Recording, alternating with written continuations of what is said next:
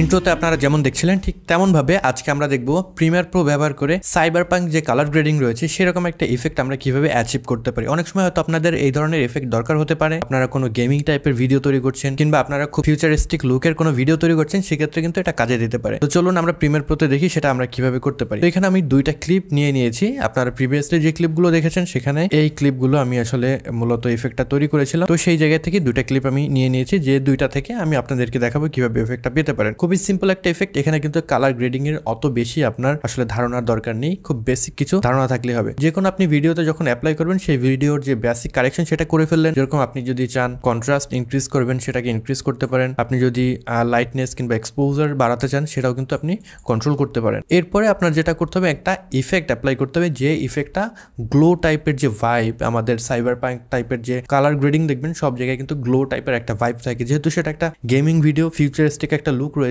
সেই গ্লোটা কিন্তু সেটাকে আসলে জাস্টিফাই করে। তো সেটা অ্যাপ্লাই করার জন্য চলে যেতে হবে আমাদের এফেক্টস প্যানেলে। এখান থেকে ভিডিও এফেক্টসে যাব। এখান থেকে যদি আমরা ইমার্সিভ ভিডিওর ভিতরে যাই, এটার ভিতরে আমরা দেখব ভিআর গ্লো নামে একটা ইফেক্ট রয়েছে। এই ইফেক্টটাকে আমাদের অ্যাপ্লাই করতে হবে। জাস্ট ক্লিক অ্যান্ড ড্র্যাগ করে আমাদের ভিডিওর উপরে ছেড়ে দিলাম। তো এই ভিআর গ্লোর ভিতরে বেশ কিছু জিনিস রয়েছে। এই জিনিসগুলো আসলে কোনটা কি কাজ করে আমরা যদি দেখি, প্রথমে রয়েছে লুমা থ্রেশহোল্ড।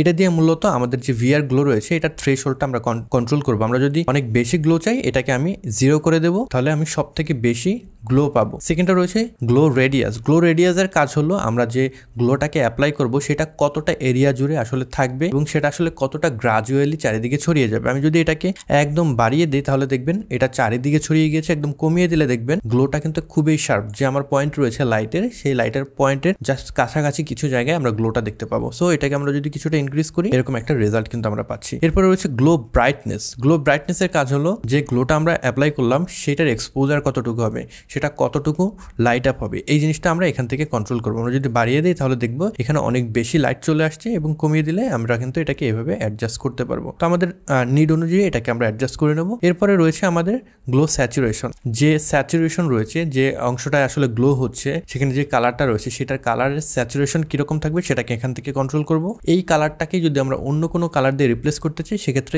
টেন্ট কালার যে অপশন রয়েছে এখান থেকে আমরা যে কোনো একটা কালার চুজ করতে পারি। ধরেন এখান থেকে আমি রেড কালারের যদি চুজ করে দিই তাহলে এরকম একটা আসলে এফেক্ট চলে আসে। সাপোজ রেড কালার চুজ করে দিলাম। এখন এটা কিন্তু অ্যাপ্লাই হচ্ছে না, কারণ এখানে ইউজ টিন্ট কালার এই মার্কটাকে আমাদের অ্যাপ্লাই করে দিতে হবে। তাহলে টিন্ট কালারটা আমাদের কতটুকু জায়গা জুড়ে অ্যাপ্লাই হয়েছে এটা আমরা দেখতে পাবো। তো এটাকে যদি আমরা একটু অ্যাডজাস্ট করি আমাদের লাইকিংস অনুযায়ী তাহলে আমরা একটা সুন্দর রেজাল্ট পাবো। আমি এটাকে জাস্ট এই পরিমাণে রাখলাম।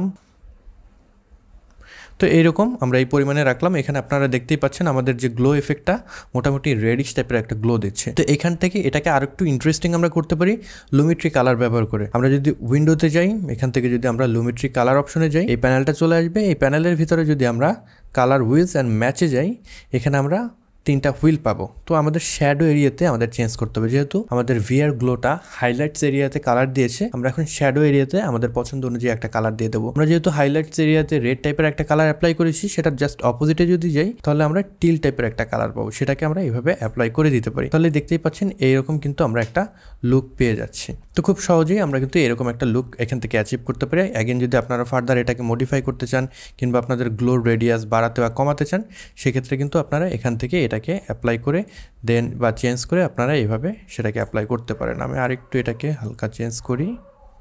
তো এরকম একটা রেজাল্ট আমরা পেয়ে যাচ্ছি।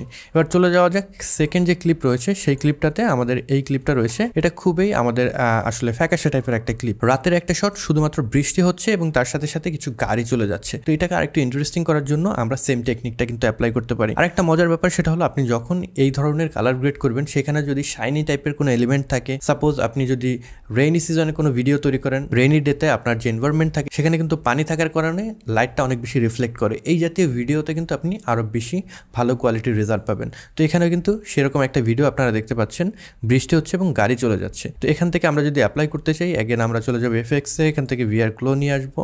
এখান থেকে আমাদের পছন্দ অনুযায়ী একটা গ্লো কালার দিয়ে দিতে পারি। আমি এখান থেকে অ্যাগেন রেড কালারটাই দিয়ে দেব। আমাদের থ্রেশহোল্ডটাকে চেঞ্জ করব, দেন আমাদের ইউজ টিন কালার এটাকে মার্ক দিয়ে দেব। গ্লো রেডিয়াস থেকে আমরা এটাকে অ্যাডজাস্ট করব। গ্লো ব্রাইটনেস থেকে সেটাকেও আমরা অ্যাডজাস্ট করতে পারি আমাদের যতটুকু দরকার, খুব বেশি আমরা দিব না। তো আমরা যেহেতু রেড কালার দিয়েছি অ্যাগেন আমরা শ্যাডোতে গ্রিন কালার কিংবা আমরা যদি চাই ব্লু কালার ইন্ট্রোডিউস করতে পারি, তাহলে এরকম একটা ফিউচারিস্টিক লুক কিন্তু আমরা পাচ্ছি। আমি যদি এখন প্লে দিই,